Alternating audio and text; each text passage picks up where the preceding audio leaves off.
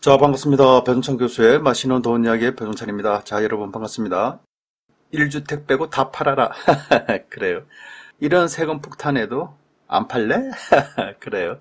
소득세법 일부 개정 법률안이 국회에 접수가 되었죠.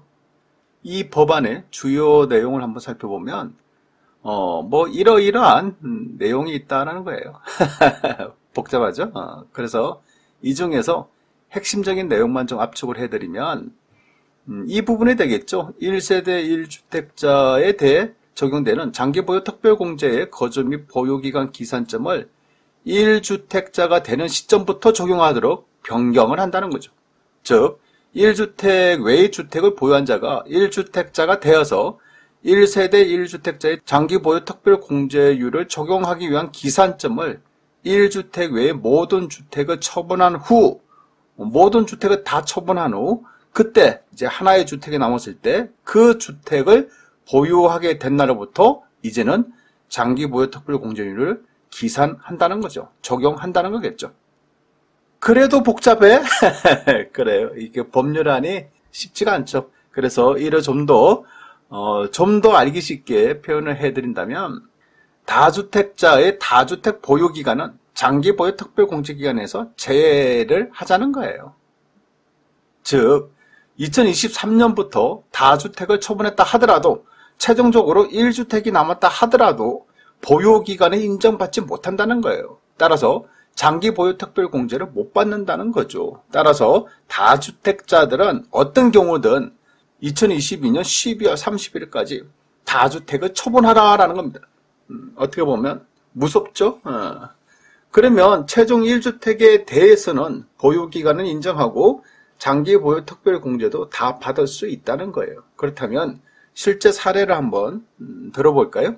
언론 기사에 의하면 다주택자 양도소득세 비교인데요. 다주택자가 다주택을 매도한 후 최종적으로 1주택이 된 경우에 그 주택을 과거 10억 원에 취득했다는 거예요. 그리고 20억 원에 내가 매도를 할 경우에 2022년까지 내가 다주택을 정리를 하게 되면 양도소득세가 2,499만 원이 나오고 2023년에 팔면 즉 내년도 이후에 팔면 양도소득세가 1억 4,600만 원이나 나온다는 거예요. 따라서 전국의 다주택자들은 주택을 1주택 빼고 빨리 팔아라 라는 이야기죠. 결국 여당은요, 집값 상승의 원인, 이런 원인이 투기하는 국민들 탓이라는 거예요. 투기를 일삼는 그런 다주택자 탓이다. 국민들 탓이다. 아파트를 왜 샀냐. 다주택자 뜻이다라는 거죠. 그런데 정치인들은 다주택이지 않나요? 어떻게 보면 고위직 공무원들 다주택자들이지 않나요? 그러니 어떻게 보면 좀 말이 안 된다는 얘기죠. 아무튼 집값 상승의 원인이 투기하는 국민들 탓으로 돌린과 동시에요. 또 한편으로 본다면 전국에 205만 호의 주택 공급 계획을 이런 거대한 초대형 주택 공급 계획도 세웠죠. 그런데 이러한 주택 공급의 문제는 지금 당장 뭐 이렇게 아파트를 찍어내지는 못하지 않습니까? 그래서 한 3, 4년 뒤에 이제 입주할 시점이 되면 그때 이제 안전화가 될 가능성이 많아 보인다는 거죠.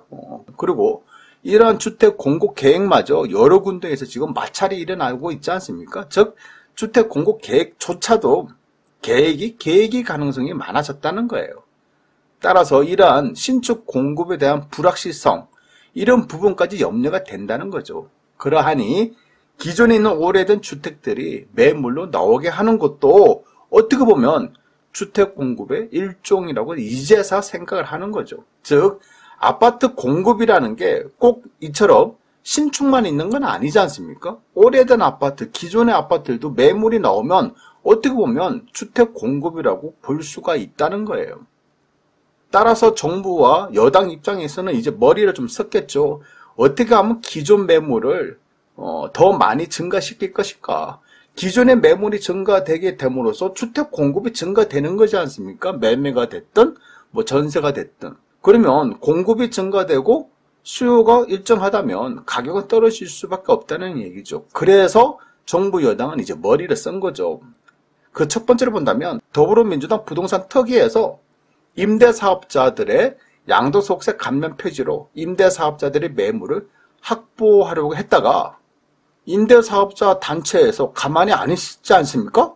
이거 무슨 짓이요? 아니 언제는 임대사업자들에게 양도소득세를 감면해준다. 그랬기 때문에 내가 임대사업자가 등록했는데 이제 와서 임대사업자들에게 양도소득세 감면 못 시켜줘? 이런 법이 어렵어. 그래서 임대사업자 단체에서 뭐 집단적으로 반발을 했지 않습니까? 집단적으로 반발을 하는 거야. 어떻게 보면 데모를 하는 거야.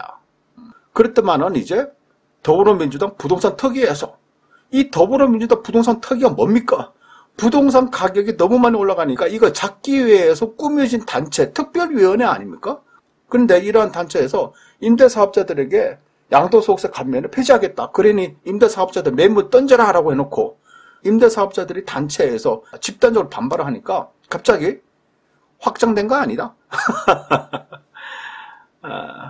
그러니 무슨 정책이 이런 식으로 흘러가니 그렇죠? 아무튼 부동산 특위마저도 이제는 한 발을 뺐지 않습니까? 그리고 내놓은 대책이 이제는 재건축 2년 실거주 의무를 폐지했지 않습니까? 그러다 보니까 재건축 2년 실거주 의무 폐지를 해가지고 전세나 해서의 단비가 될까? 실제적으로 보니까 재건축 2년 실거주 의무를 폐지하니까 전세 매물이 증가되고 있다는 거예요. 특히 엄마 아파트 같은 경우에는 전세 매물이 2배가량이 증가되고 있다는 거예요. 그러하니 이에 힘을 입은 정부 여당은 이제는 다주택자 매물을 던져라라는 압박카드로 이제는 이런 정책을 이제 입법 처리를 하겠다라고 한 거 아닙니까? 결국 이러한 사태를 통해서 우리는 알 수 있는 것이 있다는 거죠. 그것은 제가 생각하는 점에서는 요래요. 첫 번째로 본다면 부동산 문제가 아주 심각하다. 정말 심각하다라는 거예요. 왜 부동산의 문제가 이 정도로까지 확산됐는데도 정부는 왜 이렇게 잡지를 못했는지. 그렇죠. 아무튼 아주 심각하다. 두 번째로 본다면 정부 여당에 마땅한 대책이 없다는 겁니다. 마땅한 대책이 없어. 이 부분이 이제 큰 부분이죠. 지금까지 뭐 25번의 부동산 대책을 내놨는데 결국 대책을 내놓을 때마다 풍선 효과만 더 발생했지 않습니까? 오히려 더 띄었어. 그러다 보니 정부 여당이 마땅한 대책이 없다는 거예요. 그리고 세 번째로 본다면 내년도 대통령 선거, 지방선거 앞두고 이제 걱정이라는 거예요. 지금도 이러한데 내년도에는 어떠하겠냐는 거예요. 여기에다가 네 번째로 본다면 코로나19 변이 바이러스 확산세. 요것 또한 또 어떻게 보면 장난 아니지 않습니까? 지금 사회적으로 이처럼 코로나가 재확산되고 있으니까 뭐 사회적 문제가 더 커졌다라고 봐야 되겠죠. 결국 금리 인상을 올해와 내년 초에 올리겠다고 했지만은 실제적으로 그렇죠. 올해와 내년 초 포함해서 한 번 정도만 올릴 가능성도 많아 보인다는 얘기예요. 결국 정부 여당의 입장은 오직 하나밖에 없다는 얘기예요. 그것은 바로 다주택자들에게 매물을 던져라라는 이러한 신호를 보낼 수밖에 없다는 얘기예요. 그래야 하여 수요와 공급 법칙에 의해서 매물이 증가됨으로 인해서 부동산 가격 안정화를 도모할 것으로 보인다는 얘기입니다. 그렇다면 부동산 시장은 앞으로 어떻게 반응할까요? 그렇죠. 이 부분이 가장 핵심적인 사항이라고 봐야 되겠죠. 저 개인적인 생각을 말씀드리면 현재 양도소득세가 2,499만 원이야. 그런데 2023년 이후부터는 양도소득세가 1억 4,600만 원이야. 이건 뭐 엄청난 차이지 않습니까? 물론 20억짜리 아파트를 팔았을 때 이 정도 금액 차이가 난다는 거고요. 그래서 이 정도 차이가 난다고 해서 이제 앞으로 무조건 아파트 매물이 증가된다. 그리고 아파트 가격이 떨어진다라고 말하는 논리보다는요. 이렇게 소득세법이 바뀐다 하더라도 핵심은 이거죠. 양도소득세 차액 1억 원보다 매매 가격 상승이 1억 5천, 2억이 오른다라고 한다면 여러분 같으면 어떻게 하시겠어요? 양도소득세 차액이 1억인데 매매 가격 상승이 1억 5천 내지 2억이야. 3억이 올랐어. 그러면 어떻게 할까요?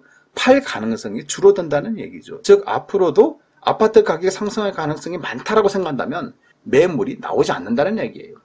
그냥 정부가 요구하는 돈 양도소득세 좀 더 떼주고 나는 더 큰 시세 차익을 본다라고 이렇게 볼 수가 있겠죠. 하지만요, 이와 반대로 양도소득세 차익이 1억 원인데 매매 가격 상승이 5천만 원이다.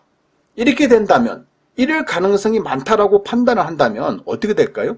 당연히 너나 할 것 없이 매물을 던지겠죠. 즉 매물은 크게 증가할 것으로 보인다는 얘기예요. 이러하다면 아무튼 여러분은 어떻게 생각하시나요? 양도소득세 차익보다 시세 상승이 앞으로 더 높을까요? 아니면 양도소득세 차익보다 시세 상승이 더 낮을까요?